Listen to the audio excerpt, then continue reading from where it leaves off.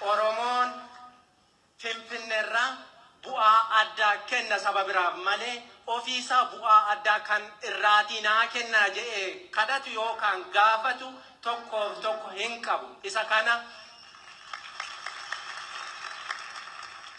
manni jiraachuudhaaf beezii jalqabaatii bakka jiraan argataa hin jirru har'a immoo bokoka ba'aa jira jala.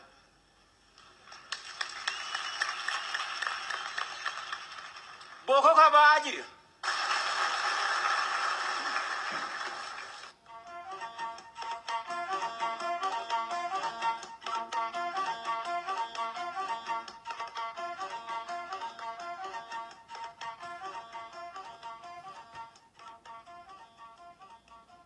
Finfinneen iddoon irra jirru kun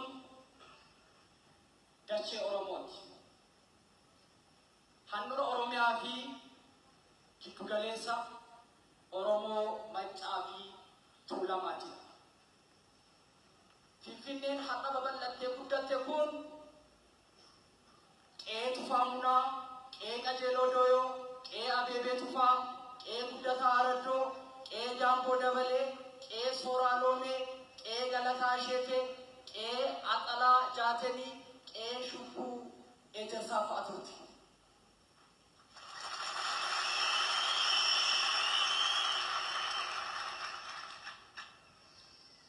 Mootoleen wal duraa duubaan Finfinnee bakka qubannaa isaanii godhatan hanga har'aatti qotee bultoota Oromoo karaa adda addaatiin tokkisaa, dhiibaa, duudhaa Oromoo, eenyummaa Oromoo abamsiisaa sadarkaa amma Finfinneen irra jirtu kanarra gahe. Gaaffii uummata Oromoo Finfinnee irraa qabu gaaffii tokkicha qofa. Innis gaaffii abbaa biyyummaa mirkaneeffachuudha. Finfinneen akkuma handhuura Oromiyaa taate kiyyoo garbummaa uummata Oromoo handhuura akka taatee jirtu hundi keenya iyyuu hin beeku. Kaleessa mootileen garaagaraa yeroo uffanni Finfinnee irra qubatan lafa qullaa gammoojjii argatanii miti. Haala suukaneessaa ta'ee fi hambeessaa ta'ee uummata Oromoo lafa kanarra jiru buqqisuu jedhama. Har'a iddoon gamoo dhedheeraa babbareedaa kun irratti ijaarame kan namoonni hedduun irratti bashannanaa jiran jala isaa lafee akaakayyuu fi abaabee fayyadamu jira.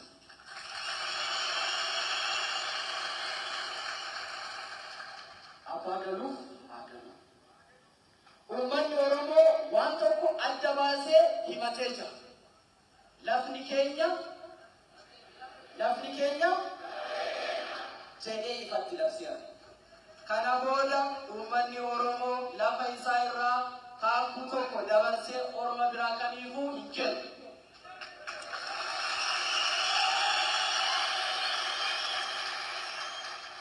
Finfinneen ganda qotee bulaa soddomaa ol of jalatti qabdi. Gandooleen qotee bulaa kun kan lafti irraa fudhatamaa ture deeggarsi tokkos haga ammaa hin godhamneef.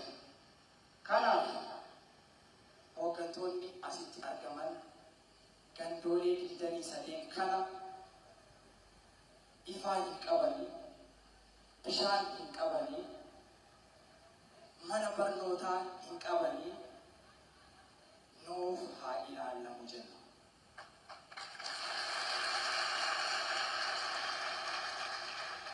Inni biroo seera qabeessummaa Finfinnee. Bara 1987 heerri mootummaa Ifedirii tumame. Heerri kun dhimmoota magaalaa Finfinnee gurguddoo sadii tume. Tokkoffaa Finfinneen mirga naannoo ta'uu abdee sadarkaa bulchiinsa magaalaatti akka ijaaramtu tume. Lammaffaan walitti dhufeenyi Oromoo fi Finfinnee jaarraa tokko waliif addaan citee ture deebisee walitti hidhe. Sadaffaan Finfinneen teessoo mootummaa federaalaa waan taateef mirga hiree ofii murteeffachuu osoo hin taane mirga ofiin of bulchuu qofa akka qabaattu ifatti ture. Heerri kun waggaa 28 hojiirra waan nuuf hin oolleef hooggantoonni as jirtan kun gaaffii dargaggoo hunda keenyatti waan ta'eef ofitti fudhattanii heerri kun akka hojiirra oolu saboonni Oromoo hundi isaanii haala heerri kun tumeef Finfinnee irratti akka argatan gaaffii koo isa olaanaa.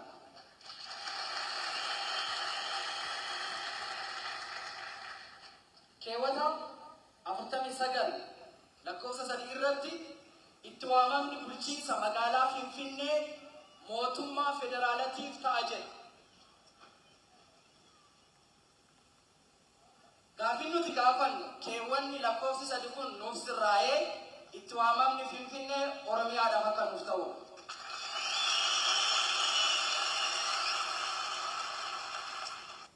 Inni biroo Finfinnee keessatti qotee bulaa keenya jiru yeroo hunda yoo deemnee arginu hin boonya. Biyya isaa irratti alagaa ta'ee lafa isaa irratti dhiibbamee fincaan xuriin summiin magaalaa kana keessaa ba'u Oromiyaa laga naannoo qotee bulaa keessa jirutti dhangala'ee bishaan kana dhuganii hedduun isaanii miidhamanii du'anii jiru. Xurii fi summiin waggaa 100 ol Oromiyaatti dhangala'ee tureef Oromiyaan beenyaa argachuu qabdi. Oromiyaan galii Finfinneen waggaatti argattu keessaa harka 40 ol argachuu qabdi jennee gaafachaa jirra nuti dargaggoonni.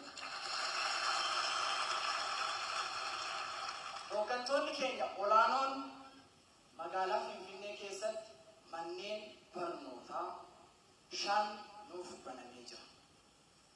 Yaa ta'u malee yeroo dheeraadhaaf waggaa 27 guutuudhaaf Oromoon magaalaa kana keessa jiru ijoollee isaa iddootti barsiifatu wallaalee eenyummaan Oromummaa keenya badee sabboonummaan Oromoo magaalaa kanarraa badee magaalli kun Oromoo urgaa'u kan ibseef manneen barnoota Oromiifa barsiisan waan hin jirreef.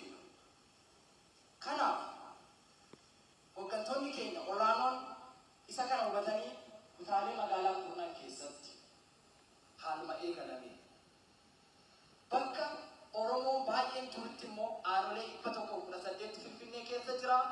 Aanolee 118 kana keessaa ilaalame bal'inaan manni barnootaa afaan Oromoo barsiisu akka nuuf banamu isin gaafanna.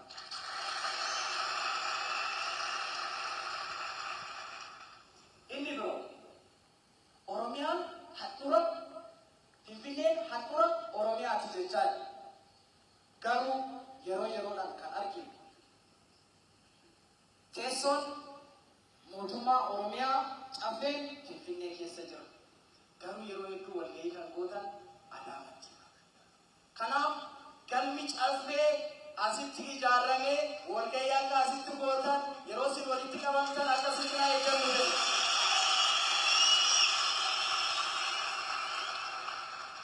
Afaan Oromoo hundee Oromummaati. Oromummaan immoo hundee sabboonummaa Oromooti. Kanaaf waajjiraaleen Finfinnee keessa jiran hundi isaanii mana murtiitii kaasee hanga tamsaasa televiziyoonaa raadiyoo FM walitti afaan Oromoo afaan hojii akka nuuf gootan kabajaa guddaa isin gaafanna.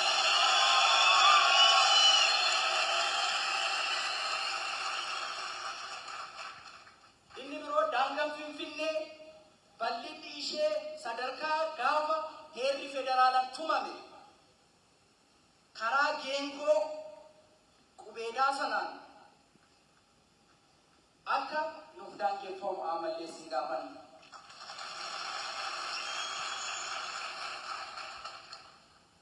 Inni ijoon nuti akka qeerrootitti akka dargaggootitti immoo ejjennoo qabannu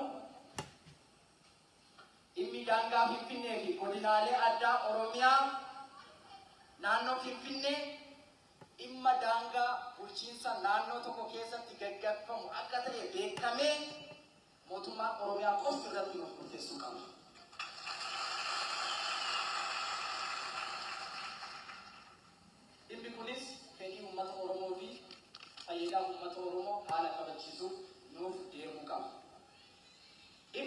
hubannoo barbaadu. Inni biroo immoo magaalaa Finfinnee irratti pilaanii magaalaati. Pilaanii magaalaa kun aadaa, duudhaa fi eenyummaan Oromoo akka calaqqisiisuun ta'ee karoora isa of fuulduraa waggaa 12 ba'e kana keessatti akka nuuf qabamu isiniin jenna. Pilaaniin kun abbaa biyyummaa Oromoo haala agarsiisuun gootota keenyaaf iddoo iddootti maqaan istiriitiiwwan kennaman haala abbaa biyyummaa Oromoo eegsisuun nuuf mirkanaa'uu qaba. Qonnaan bulaan Oromoo Finfinnee keessa jiru caffee isaa odaa isaa gaaddisa jala taa'ee itti mari'atu abee jira. Dhimma babal'ina magaalaati. Iddoowwan dur Oromoon Maccaa fi Tuulamaa itti irreeffachaa ture, sirna gadaa isaatti gaggeeffachaa ture, magaalaa kana keessatti qoratamee akka nuuf deebi'u ammas isin gaafanna.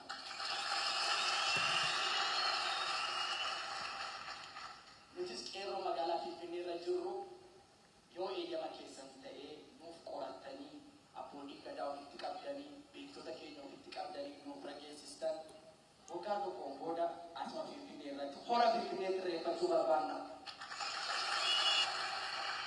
Ijoolleen keenya Oromiyaa irratti, handhuura Oromoo irratti, dachee Oromoo irratti waraqaa eenyummaa dhabanii gaafa du'an taakkuu sadii lafa irratti awwaalaman hoogganamanii jiru. Abbaa waraqaa eenyummaatiin.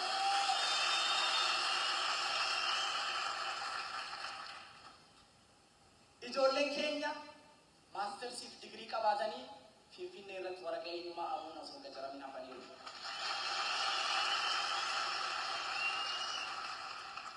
Daataa nuti qabannee jirru kutaa magaalaa Booleet irratti ijoollee injineringii qofaan eebbifan 800 oltu adda ba'ee jira.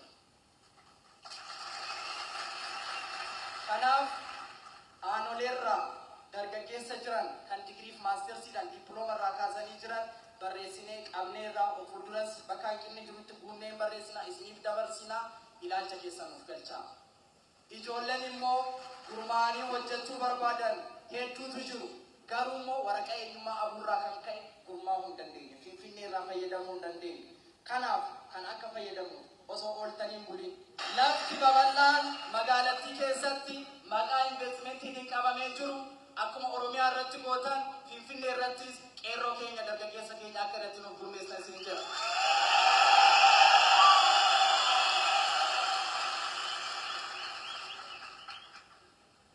Inni biroo Oromiyaa irraa gara Finfinnee walitti galee jiru.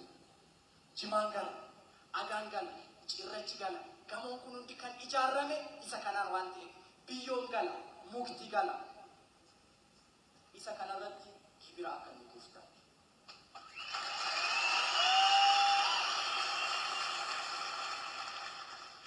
Bishaan dhugaatii har'a nuti kuppoonii itti dhugaafatan kan galaa jiru laga Daadii, Gafarsaa fi Qaallitii irraa. Kanaaf mootummaan naannoo Oromiyaa qoratee beektota qabnaa, beektonni qoratan gibira akka ittiin of kaffalamu mootummaa Oromiyaati. Warraaqsa dinagdee isa Oromiyaa irratti eegalame har'aas Finfinnee keessatti irra deebi'uu qaba. Akkamitti ejensiiwwan adda addaa eerpoortii keessa jiru argitaniif saba ofii qofa qacaratu walgeenyee ejensii gurmeessifama. Sekiriitiin adda addaa wal gurmeessanii dhaabanii kan qacaran saba ofiitidha. Nus kana hundeessinee itti deemuu qabna. Mootummaadhaan alatti abbootii qabeenyaa hirmaachisuudhaan Oromoon abbootii qabeenyaa kumaan jirutu jira. Isaan kanneen mobilaayiz goonee qorannee iddoo kam irratti maal hojjennu. Fakkeenyaaf piyaasa irratti kuduraa fi muduraaleen gurguramu Oromiyaadhaa seena. Nuti piyaasa Isniyaas Boolee Maganaanyaa handhuura keessatti iddoo kuduraalee fi muduraaleetti gurguramu. Iddoo guddaasaa mootummaa iddoo gaafanne ijaaruu hin dandeenye yoo yaada walitti dhufne hin danda'amu. Dargaggeessa 1,000 ol haga 50,000 bizineesiiwwan hirmaachisuu danda'an qorannee taatee warri beektota taatan karaa natti koottatu hooggantoonni keenya kallattiidhaan jiru nu deeggaru nu gargaaru hooggansa haaromsaa nu cinaa hiriiraa akkasitti ikonomikaalii warraaqsa diinagdee jiru as keessatti adeemu. Cinnee hojjannee aanarraa kaasnee haga kutaa magaalatirraa haga magaalatitti mana maree keessa seennee filatamnee hooggantoota keenya haaromsaa cinaa ejjechuu qabna.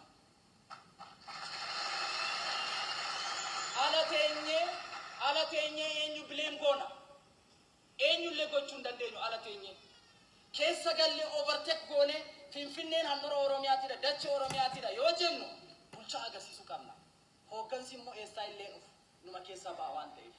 Kana qalbii keenyaan, onnee keenyaan sirriitti yaadnee hooggansa Finfinnee keessa jiru cinaa hiriiruu qabna. Yoo balleessan qunxuuxaa, yoo tolchan immoo gud itti deemaa jechaa jajjabeessuu qabna. Irratti waliin gallu. Finfinnee kan irraa bu'aa addaa argannu otoo hin taane saboota biraaf kan bu'aa addaa kenninu nuti. Ammas qeerroon waggaa 4 dura kallattii arfaniin tokko ta'ee qabsoosaa hanga galmaan ga'utti finiinsaa jiru abbaa biyyummaa gaafate. Hundeensaa maaster pilaaniidha. Yeroo gaafannu gaaffii keenya Finfinnee kan eenyuu miti kan Oromooti. Inni kun nuuf mirkanaa'uu qabaadha gaaffiin keenya. Har'as gaaffiin saba Oromoo inni ijoon kana yeroo jennu sabni biraa kana keessa jiraachuu hin danda'u jechaan jirru nuti. Akkuma duratti hoogganaan keenya kaase kondominiyeemii Finfinnee keessaa eenyuuf ijaaramaa jira. Kakanaan dura ijaaramee kennames ragaa sobaatiin kennames jira waan ta'eef irra deebi'amee nu haa qoratamu jedha. Gaaffii jalqabaati. Haddallee warra kondominiyeemii qabutu mana qabalee illee qaba. Mana gandaallee qaba. Kummaaf mirkanaa'ee qeerroo kennaaf manni qabalee hin kennamne. Tajaajiltu gaaffii lammaffaati. Manni jiraachuudhaaf beezii jalqabaati bakka jiraan dorgataa hin jirru kanallee akka nu qabata jechuu barbaada. Garra machaa hin jira.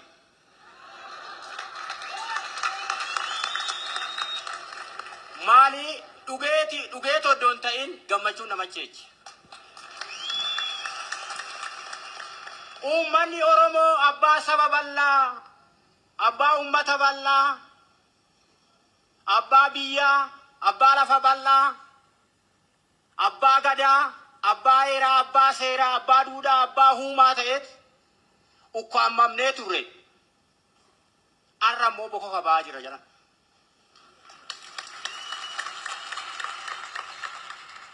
Boko kabaa jira. Ogaara maha dubbanna nama uummanni Oromoo ammi kun wal ga'u na gammachiisee nama cheechi. Maali beekta daandii irratti nama 3 yoo taane rukutamnee beekna hidhamnee beekna. Rukutamnee ni moorii liqimsinee beeknu.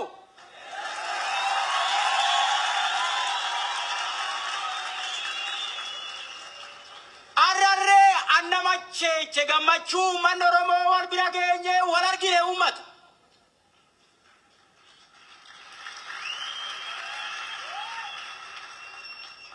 Arrasimmoo wal geenye qabsoo uummata Oromoo walii gallee jaalalaa fi nagmuusan galmaan gaachuu qabnan jedha. Lammata Finfinnee taanee mul'achuu qabna uummata fuulduratti. Mul'achuu qabna uummata afeerree daballee qabsoo keenya galmaan ga'uu qabnan jedhe. Qeerroon keenya kaayyoo galmatti qajeelchee caafirraan ga'e kana ammas namuusan tokkummaadhaan walii galteenan akka galmaan nu ga'u adaraan dabarsaa. Oromoon akkuma saba biraa biyya kana akka biyyaatti ijaaree birmadummaa biyya kanaa eegamee kabajni biyya kanaa eegamee akka jiraatuuf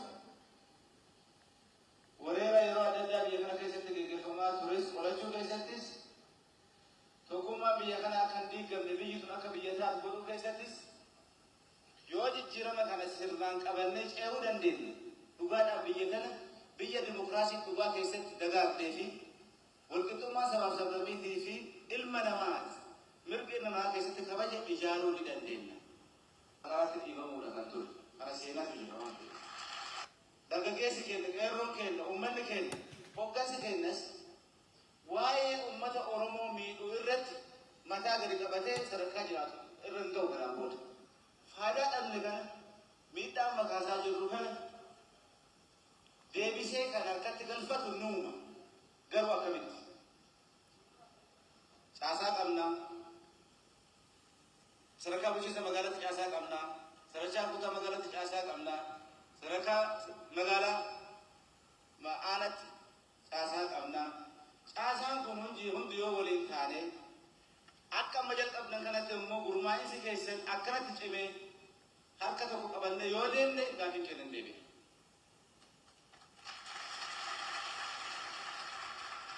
Karaa kannuu fi gaafiin keenya deebuu kan dadhabu yoo ofii keenyaa waliif hin quuqamne. Akka duratti jedhamu sana gaafuma waltajjii irratti baanii qofaa waan gaggaarii yoo dubbannu ta'e wanti isin kaastan fudhannee irratti hojjenna.